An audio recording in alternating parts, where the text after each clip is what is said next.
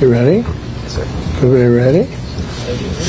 Victor, are you ready? Okay, we're all set. Mike, Start. are we ready? Chris, we ready? Yep, we're good. Bring 'em in. Go ahead. Is he hot? You're good, sir. I assume we're on and everybody sees us. I see you, a lot of great-looking faces. Am I correct? Everybody's on, right? If you are, wave. If you're not, just you can leave and go have turkey. Good. I think everyone's waving. Thank you very much.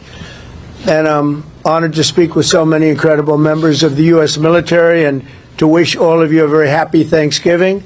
Before we begin, I want to express the anguish and the horror of our entire nation at the terrorist attack yesterday in our nation's capital, in which a savage monster gunned down 2 service members in the West Virginia National Guard who were deployed as part of the D.C. task force, which has done such an incredible job. I mean, until yesterday, we literally had no incidents for many months. It was the safest place imaginable, and this is a different kind of crime. This is a really bad crime. Millions of Americans are praying for those heroes and their families, and I must unfortunately tell you that just seconds before I went on, right now, I heard that Sarah Beckstrom of West Virginia, one of the guardsmen that we're talking about, highly respected, young, magnificent person, started service in June of 2023, outstanding in every way. She's just passed away. She's no longer with us. She's looking down at us right now. Her parents are with her. It's just happened. She was savagely attacked. She's dead. She's not with us. Incredible person. Outstanding in every single way, in every department. That's horrible. As you know, the other young man is fighting for his life. He's in very bad shape. He's fighting for his life, and hopefully we'll get better news with respect to him. And the monster that did this is also in serious condition. But we won't even talk about him. As you may know, DHS has confirmed that the suspect is an Afghan national, flown here by the previous administration, who was such a bad administration. And I have a picture of a plane. This is what it looked like when they came in. It was total bedlam. Do you remember that period of time? Total bedlam. People crammed onto the plane. And the toughest, meanest, most capable physically got on the plane. Not the people that we were looking for or that they wanted to bring in. Here's a picture for you. Just take a look at that plane. Standing on top of each other and sitting on top of each other. This is what we had under the Biden administration. That whole thing should have never, ever happened. They should have left from a different base. They should have left from Bagram, as you know, and it would have been a much different story. But they didn't do that, and this was just a rout, just a terrible situation. This heinous atrocity reminds us that we have no greater national security priority than ensuring that we have full control over the people that enter and remain in our country. For the most part, we don't want them. They come in illegally, have a lot of problems. Their countries force them in because their countries are smart. They don't want them. Let's give them to the Americans to take care of. They come out of jails in many cases, mental institutions, they're gang members, they're drug dealers. We don't want them. Many of the service members on this call today are engaged in crucial aspects of that mission. And to each and every one of you, I just want to thank you so much. Incredible people. You make this sacrifice like few others understand. A lot of them don't even understand it. And you're keeping America safe and free. Our military is strong. In my first term, I rebuilt our military, all aspects of our military. And in Afghanistan, we actually gave up a big chunk, but relatively, as much as it seemed like it's small compared to what we bought and to what we have and to what we're buying. We're spending over $1 trillion this year on our military. We have a military, the best in the world. We make the best equipment in the world. And we have the best people in the world. So joining us this evening are 6 units deployed across our Hemisphere, representing every branch of the United States Armed Forces. First, I want to thank the members of Army's legendary 101st Airborne Division. You know, I've heard about that since I was a little boy.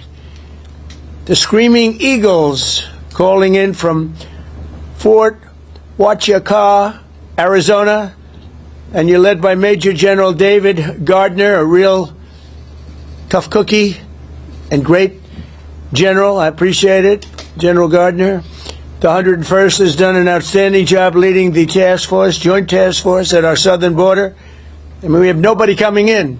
They're not coming in. Under Biden, they were coming in by the millions. Now we have nobody coming in. We have a strong border. Nobody talks about it anymore.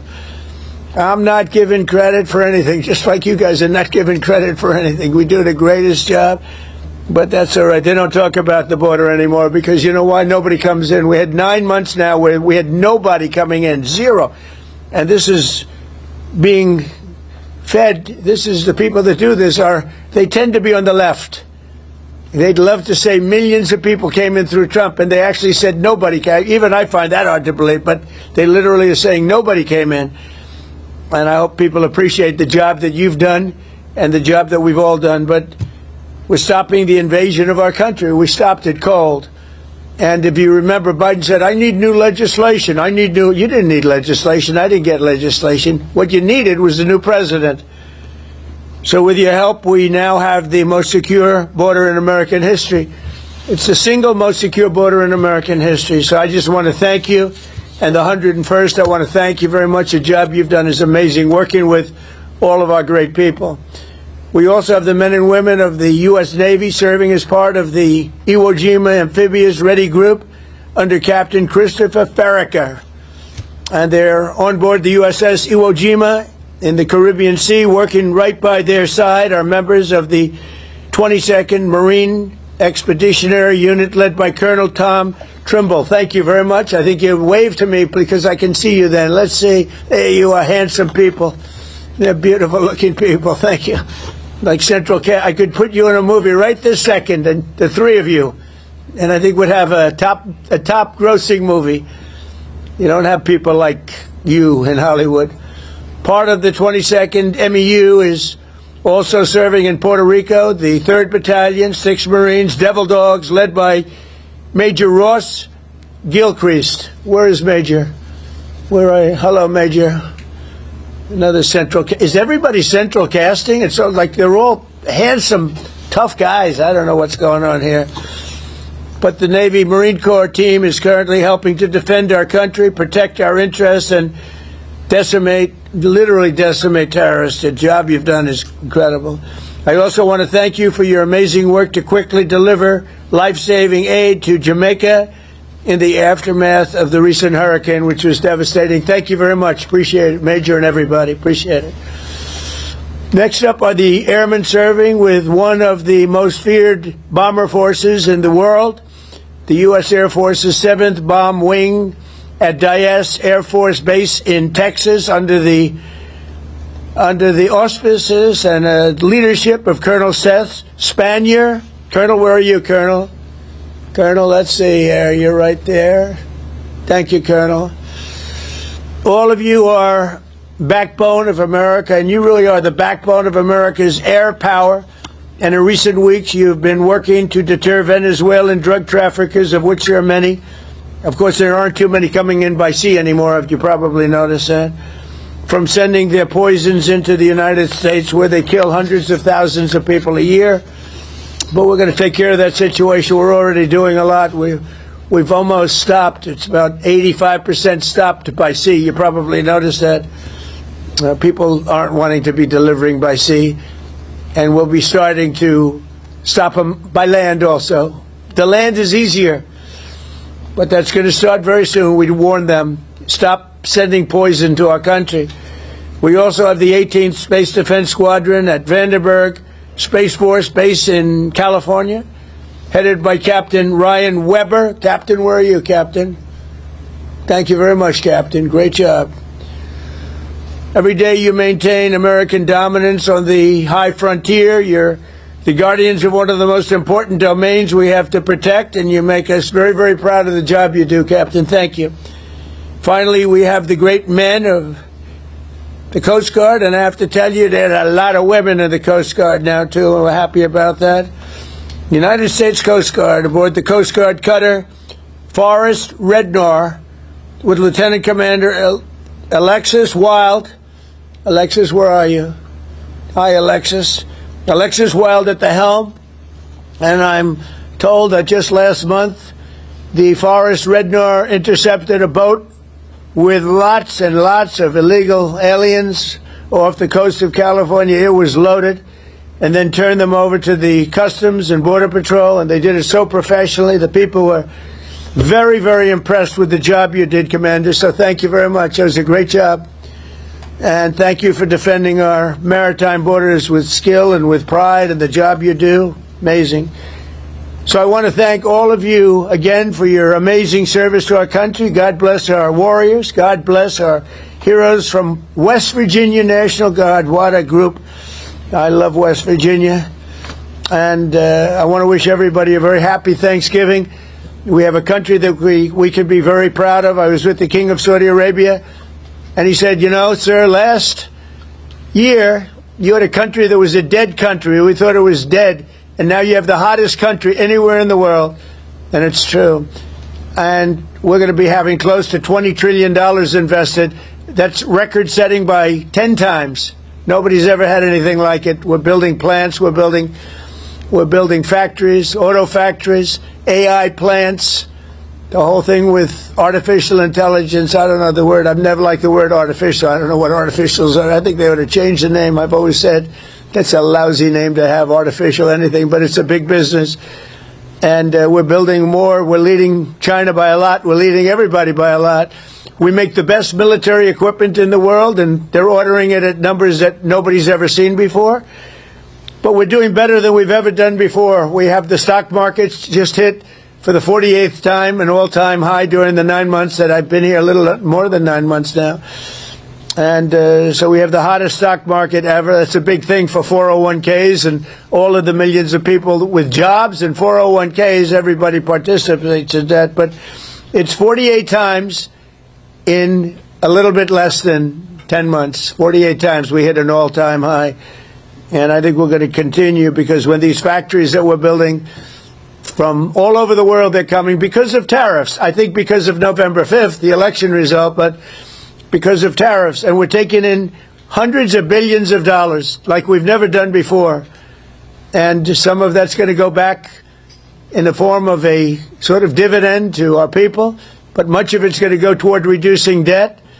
And what it really goes for, and even better than the money we're taking in, is the fact that nobody's attacking our companies and taking them out, stealing them like they've been for many years. Because if they do that, they have to pay a tariff as they make products and sell them into our country.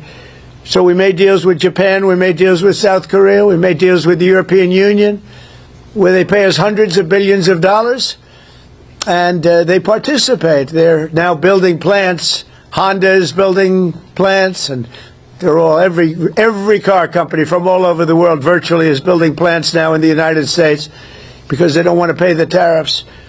So there's never been anything quite like it. It's been amazing. So we're taking in, think of it, hundreds of billions. Next year it'll be $1 trillion or more. But we're taking in all this money, at the same time protecting our country. And we're respected again. They actually respect us. And they made the deals. I mean, they respect us, but they pay us. As an example, Japan, $650 billion. South Korea, $350 billion. European Union, $950 billion. And they are building plants now in the United States because they don't want to pay tariffs. So this is one of the biggest things economically that's never happened. Nobody's ever seen anything like it. And over the next couple of years, I think we'll substantially be cutting, and maybe cutting out completely, but we'll be cutting income tax. Could be almost completely cutting it, because the money we're taking in is going to be so large. And yet, other countries who have been ripping us off for many, many years, and many years they've just been ripping us to shreds. China would take in $600, $700 billion a year, rebuild their military. And now we have a fair deal with China. We just met with President Xi. We have a great relationship. We have a fair deal. We take in a lot of money in the form of tariffs. But so many, even our friends, I mean, European Union, they're our friends. Japan, they're our friends. South Korea's our friends. They're now paying us hundreds of billions of dollars, and they're also paying tariffs to come in. We're not paying tariffs to go in there, by the way. They're paying tariffs, but we're not. So that's a total reversal. But we are benefiting like they used to benefit against us, but we're benefiting even more. So I just want to thank everybody for making all of this possible. Without you, we don't have any defense, and boy, do we have defense. We have the strongest military anywhere in the world. We make, as I said, the best equipment, but we have, more importantly, we have the strongest military anywhere in the world, and you saw that with Iran, with those beautiful B-2 bombers. They totally obliterated the potential nuclear supply of Iran, and they did it in the dark of night with no moon, no light, no nothing. Early in the morning, they attacked. You couldn't see a thing, and every single bomb hit its mark. Every single bomb. The Atomic Energy Commission said it was total obliteration. Remember when some of the fake news tried to say, well, maybe it wasn't as bad. Well, it was much worse than anybody thought. And I want to thank those pilots and all of the mechanics and all of the people that serviced and worked on the B-2 bombers. We just ordered a lot more of them. And the reason we did is they were totally incredible, totally invisible. They were stealth. Nobody saw them. They knew they were coming, but they couldn't see them. And they dropped the bomb, and then one of the pilots, commander, said, skedaddle. Let's get the hell out of here. But they dropped those bombs, and they loved doing it. They were so honored. They said to me when they came I invited them all to the Oval Office, including the people that take care of the machines, because, they flew 37 hours both ways, 37 hours, and there wasn't a sputter from an engine. There wasn't a broken screw. There wasn't a problem. There wasn't a chipped piece of paint. It was a flawless mission. I want to thank General Raisin Kane for that and Pete Hegseth for that. But it was an unbelievable event. We have a country that's so respected again. But when the pilots came to see me, and I gave them a medal, all of them, there were a lot of handsome people. They looked like Tom Cruise, actually. It was very good casting.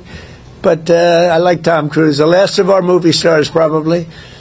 But although we're honoring Sylvester Stallone a little while at the Kennedy Center, so I'm going to put him in that same category.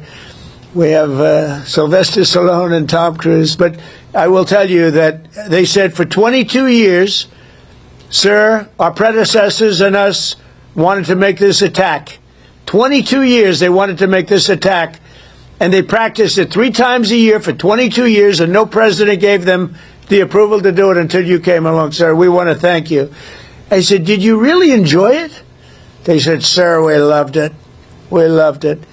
And these are brave men. These are from a different place than some of the people I know who aren't courageous. We have a lot of people that aren't courageous. These people were amazing in the job they did.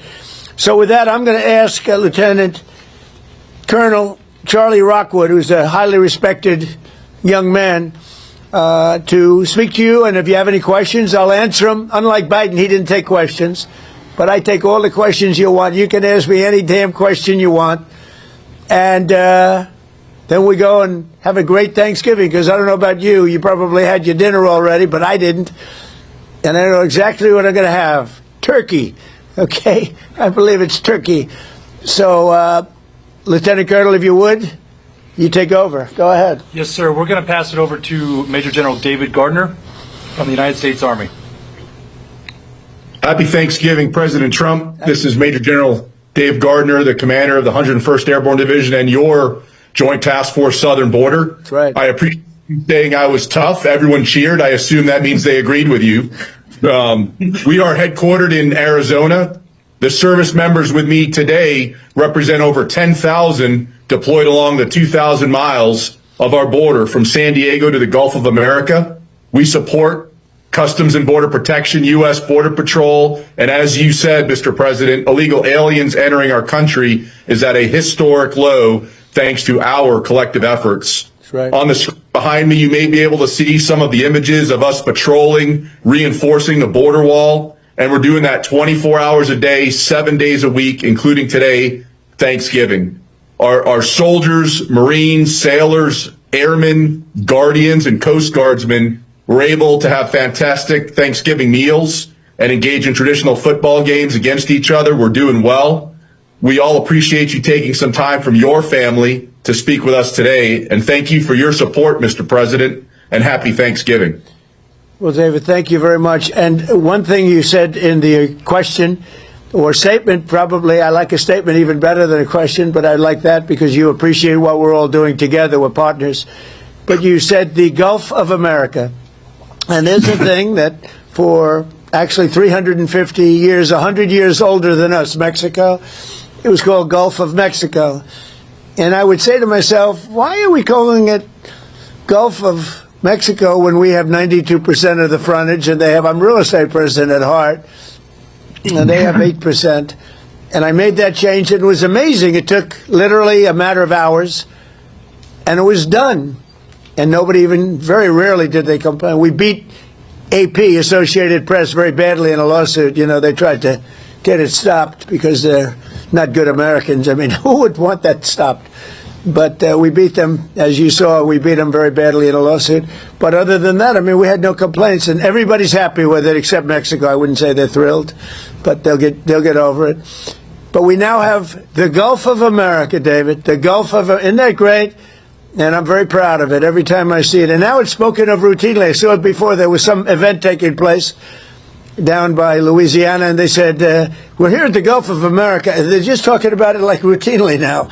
They're not saying like Gulf of America and smiling. It's just routine. It's called now the Gulf of America. So I'm actually very glad you brought it up. That's another one of our many achievements. So thank you very much. Appreciate it. Yes, sir. Thank you, Mr. President. Great job. Please. Sir, before we go on, do you have any questions for the president? Yes, Mr. President, this is Sergeant Major Anderson. I do have one question, sir. Yes, sir. If you were to place a wager between the Army and Navy football game, who would you put your money on, sir? You know, David, I think you should dock him. That's a terrible question. That's how he'll get me in so much trouble. But I'll tell you what I will do. I'll be going, you know, you have one of those teams is having a spectacular year, and one of them, they're both doing well. But I'll be at the game. And I'm going to let you know right after the game who's going to win.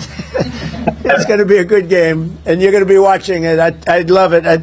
That's a place where we get a lot of cheers when we go in. You know, we won the military vote in the largest number ever gotten by a president, by far, despite the lies that they said about me. You know, they make up stories of lies. They're disgusting people.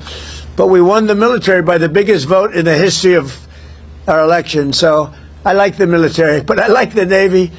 And I like the Army a lot, and I'm going to be at the game, and I don't know if you're going to be there. You're pretty far away, but we'll be thinking about you. And I'll be thinking about that wise guy question you just asked me. Thank you very much. Thank you. All right, sir. With that, we're going to go over to Major Ross Gilchrist from the United States Marine Corps. Good evening, Mr. President. The Marines and sailors in this room from Battalion Landing Team 3-6 are ready, capable, and lethal to support readiness and lethality in support of Operation Southern Spear. We're here in Camp Santiago, Puerto Rico, conducting sustainment training, and recently we conducted a mobile training team employing first-person view attack drones, conducting 2 day strikes and the first ever 3 night strikes in the history of the Department of War. This represents a milestone in our combat lethality, increasing the capability of the Marine Corps and the Joint Service. Soon, we're going to prepare to support counter-narcotics operations in the ground, maritime, and air domains and respond to crisis and contingency operations to provide you options, Mr. President, in support of national security objectives to protect the homeland. Marines and sailors of BLT 36, the Hellhounds, are ready. We're the first to fight and at the tip of the spear as an expeditionary force in readiness. Thank you for your support, Mr. President. Semper Fidelis. Happy Thanksgiving. Well, thank you, Ross, and you people are just amazing. You do a fantastic. I knew every move and every single thing you said. I know exactly what you did and who did it, and I want to just thank you. You were amazing. And Border Patrol and all of the people here, you know, Border Patrol, every single one of them. These are great people. ICE, ICE gets not the credit they deserve. They are unbelievable, tough, smart, and they're unbelievable patriots. So, Ross, thank you very much. You really have done a great job. We appreciate it. We love working with you. Thank you. Thank you, Mr. Before we President. go over to the Navy, do you have any questions for the President? Good afternoon, sir. The only proper response to the colonel from Fort Huachuca is "Go Navy, beat Army." Okay, I got to remember that. Thank you very much. They're going to have a great Sure. game. Thank you very much. All right, sir. With Yes, that, sir. we're going to move over to Captain Chris Farraker from the United States Navy. Okay. Yes, sir. Sir, on board here, Iwo Jima, proud commander of the Iwo Jima Amphibious Readiness Group, along with the 22nd New Expeditionary. You already met my one brother from Central Casting, Colonel Tom Trimble, and my other brother is Colonel Rick Shooter Haley. Behind me is a few of the men and women who comprise the 10,000 sailors and Marines of our Iwo ARG team, who are currently conducting maritime patrols against narcos in the Caribbean in defense of the homeland. Yes, sir. As you know, that we have also, besides the missions that you know about, sir, we also reinforce the embassy in Haiti. We're getting engaged on a routine basis, both receiving fire from some of those gang members and returning fire, defending that embassy. We've also opened up operations down here in the south, conducting expeditionary advanced base operations at Roosevelt Roads, where Major Ross Gilcrease and the team are currently training.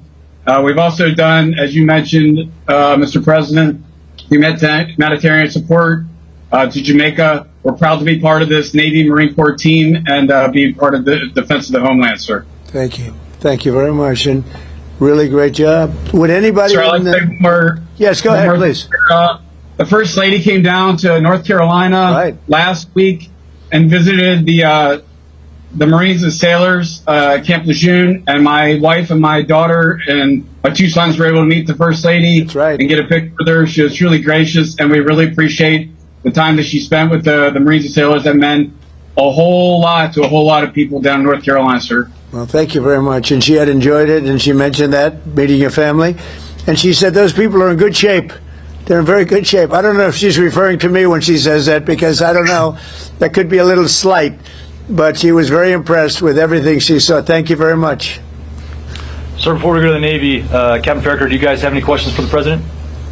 I do have one selfish one, sir. My daughter's 9th birthday is here in a few days. So I was wondering if I could get a happy birthday, Catherine, from you, sir. And her first name is? Catherine, sir. Well, Catherine, you have a father who's a great hero and a great man and highly respected. Happy birthday, and take good care of him. Thank you, sir. Appreciate it. Say hello to her. Right, anybody back there have a question? I think that's it from us here, sir. Again, appreciate your time and happy Thanksgiving to you and your family. Happy Thanksgiving, sir. Thank you all very much. Great. Have a great Thanksgiving. Thank you.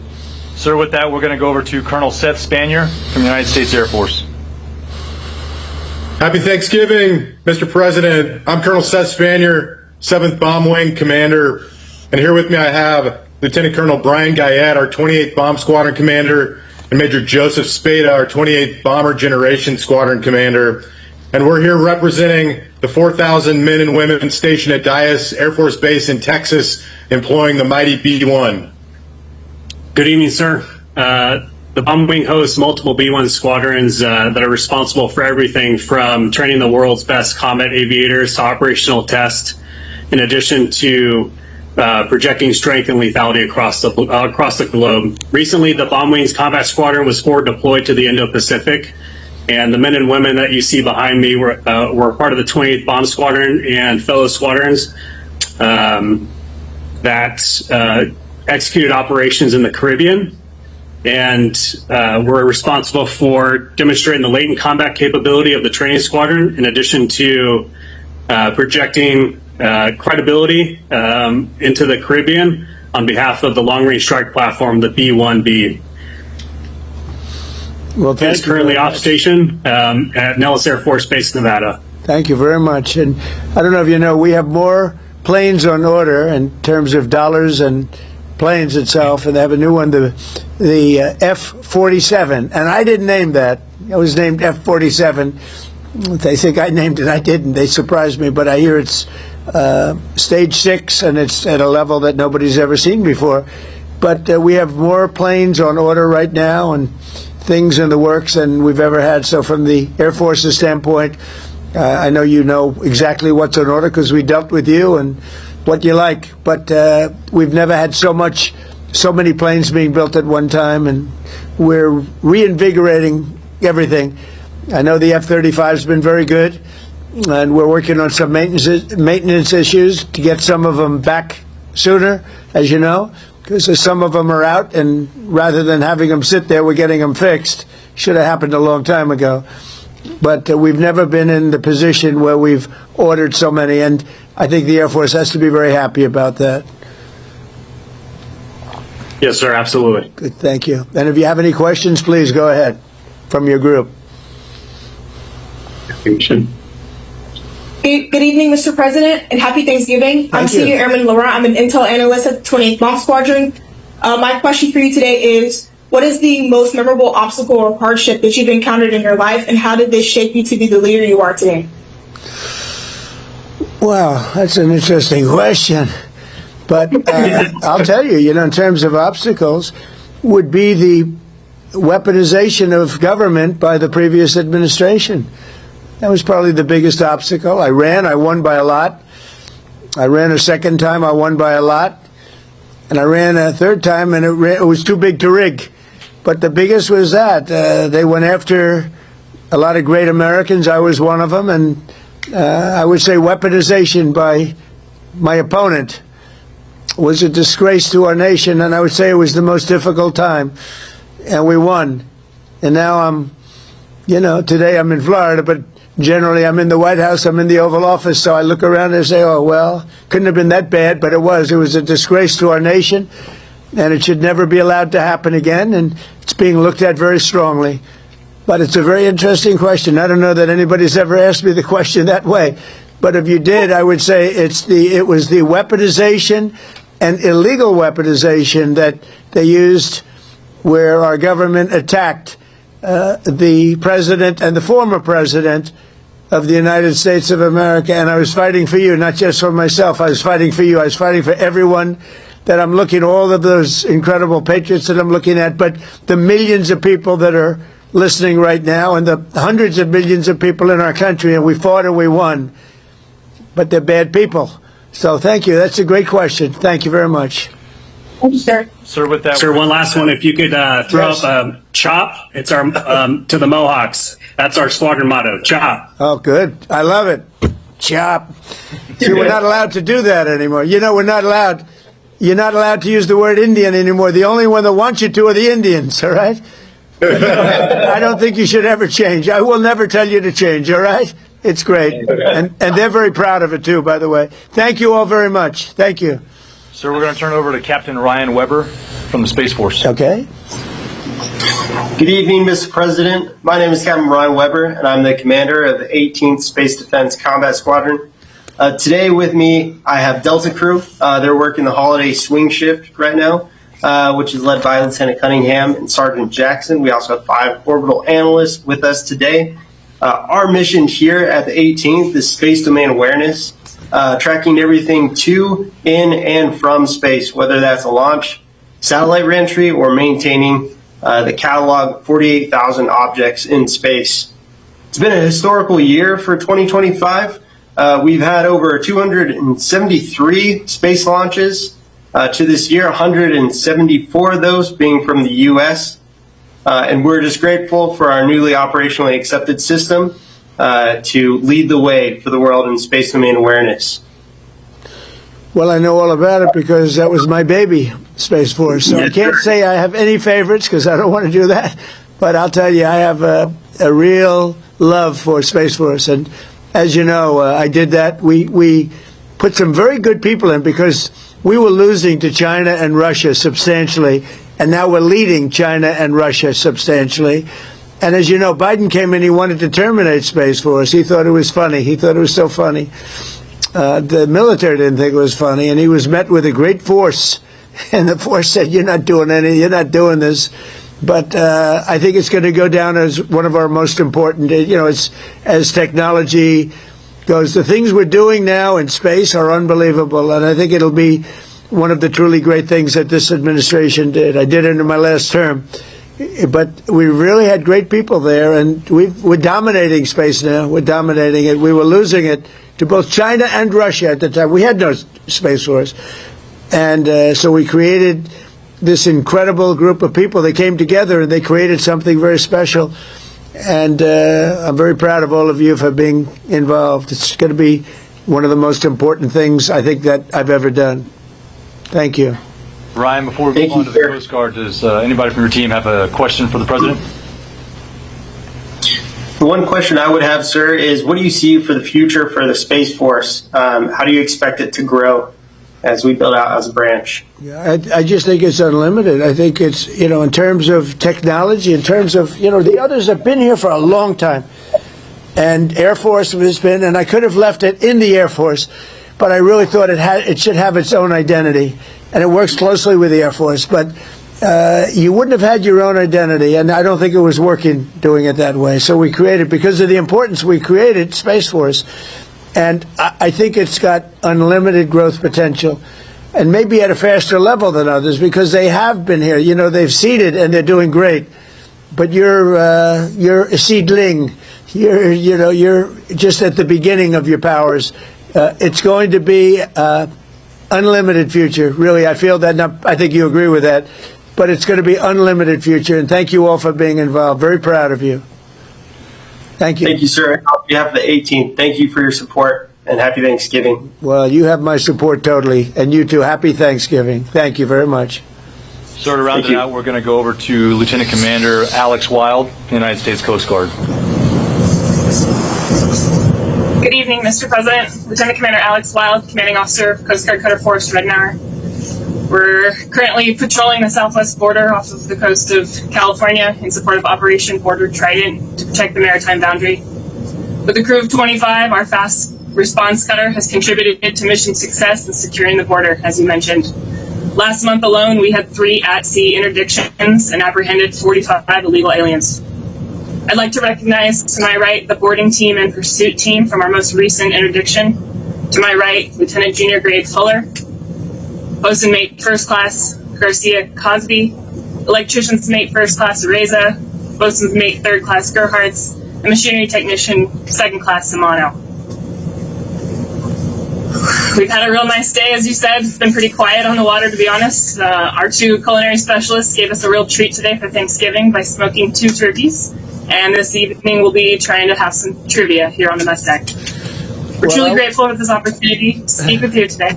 Thank you very much. Thank you. I've loved the Coast Guard for a long time, and more than anything else, all the lives you saved in Texas and various places, all of these places that got hit by the hurricanes and all of the different, the storms, the big water storms, as they call them, but mostly hurricanes. The jobs you do, the way you go into those seas, I wouldn't want to do it. You want to do it, but I wouldn't want to do it. And I just want to thank you for that. As you know, we've ordered a lot of Coast Guard cutters, brand new, beautiful, the best machines in the world, the fastest, the best maneuverability, they tell me. I said, how's the speed and the maneuverability? I'm a looks person. I wanted the hull to be perfect. I sort of redesigned the hull a little bit, the hulls. But we ordered a lot, and we're ordering icebreakers, too, that you're going to be in charge of. We have 11 of them being built right now. We had none. We only have 1 in the whole country. Russia has 48, and we have 1. And that's just ridiculous. So we're doing them in conjunction with Finland and some other people. And they make the big, they're known as the people that do, I guess, 90% of the icebreakers, so they have a great expertise. But we're doing them also as a joint venture where they're going to be built in this country, and they've already started. So we've ordered 11. You were going to build 1, and the 1 was going to cost almost as much as the 11. And every one of the 11 is much better than the 1. So that didn't sound like a good deal. So you know exactly what you're getting. You're getting the best icebreakers in the world, the top of the line, and they're going to be delivered very soon, actually. They're moving along very quickly. They're building them. And you'll end up with 11, but before we even start that, we're going to end up doing another 11 pretty soon. So you're going to have a lot of icebreakers pretty soon, which is very important. I assume Is that important for the Coast Guard? Because if it's not, I'll cancel the order immediately. Very important. Yes. Okay, good. Good. Then I won't cancel the order. That's good. You're going to have the best icebreakers there are, so it's really great. Very important to us. Thank you. Any other questions? Yes, Mr. President. Yes. I'm Petty Officer Riza. First question is, what is your true golf handicap, not according to fake news? And are you and President Biden going to play that golf match? I'd love to. I mean, I've invited him, but he doesn't want to show up. Look, I know a lot about golf. I've won 38 club championships, and I don't get to practice much. I won one last year. I won a club championship at a big club, beating a 27-year-old kid. I said, you know, I'm decades older than you, but I said, the fairway doesn't know how old you are as you walk up the middle, and he's in the rough. And I've been a good golfer over the years. I won, when you win, you know, club championships are our majors. You know that. Most people can't play in them. They won't. We're talking about no strokes or anything else. So I'm a very low handicap, and I've won 38 of them legitimately, everyone legitimately. It has to be legitimate because you have a lot of people following you during club championships, as you know. So I guess I'm very, I got to be right around scratch or better. I beat a +3. That's 3 better, 3 below par. You know, if you look at it for those that don't know. In the finals of the club championship last year with all I was going through and with no practice. So I'm a good golfer. Yeah, I would have to say that. I want to be honest. I have to be honest. I played with Bryson DeChambeau on his show, you know, the Breaking 50, and we had a good time. But a lot of people thought that was a great ratings hit, and we had a lot of fun. But golf is great. It's sort of a microcosm of life. And you have a lot of people talk, but they can't play, like Biden. Biden can't hit a ball 30 yards, I'm telling you. I looked at his swing. He cannot hit a ball 30 yards. He said he was a 6 handicap. He said that was the only thing that made me angry during the debate with him. He said he was a 6. I said, you're not a 6. And he said, well, I'm an 8. I said, that was quick. I picked up 2. But he's not 100. He's not 100. So, but it's a great game, and I hope you guys get to play a little bit of it. But frankly, I'm more excited about the icebreakers, if you want to know the truth. So anyway, I want to thank you all. Great job. Coast Guard, great job. We're proud of you. You're going to have the best equipment in the world, and it's coming rapidly. Thank you very much. Thank you. Thank you for support, President. So that concludes the presentations. If you have any closing remarks, that'll be it. Well, I do have closing remarks. I just want to say how proud I am. You look at the people that we just dealt with. These are the top people in our country. These are just beautiful people inside and out. They're brave, they're smart, they're brilliant. And I just want to say it's an honor to be with you. It's an honor to be working with you. We have the strongest country we've ever had. We make the best equipment in the world. We have the best military in the world. Nobody can even come close, and everybody knows it, and they respect us now again. A year ago, 2 years ago, 4 years ago, 3 years ago, they didn't respect us at all. They laughed at us. Nobody's laughing anymore. So I just want to thank you all very much. I'm very proud of you. Thank you. Thank you. Thank you very much. Okay. We can cut that then. President Trump delivers a Thanksgiving message to U.S. service members deployed across multiple regions, thanking Army, Navy, Air Force, Marine Corps, Space Force, and Coast Guard units for their service. He opens with remarks on the tragic attack in Washington, D.C., honoring fallen and injured West Virginia National Guard members. Throughout the call, he discusses national security, border enforcement, military readiness, global threats, and recent U.S. operations. The president also highlights economic developments, tariffs, defense production, and America's growing international standing. The video includes interactions with deployed commanders, updates from each military unit, and closing Thanksgiving wishes.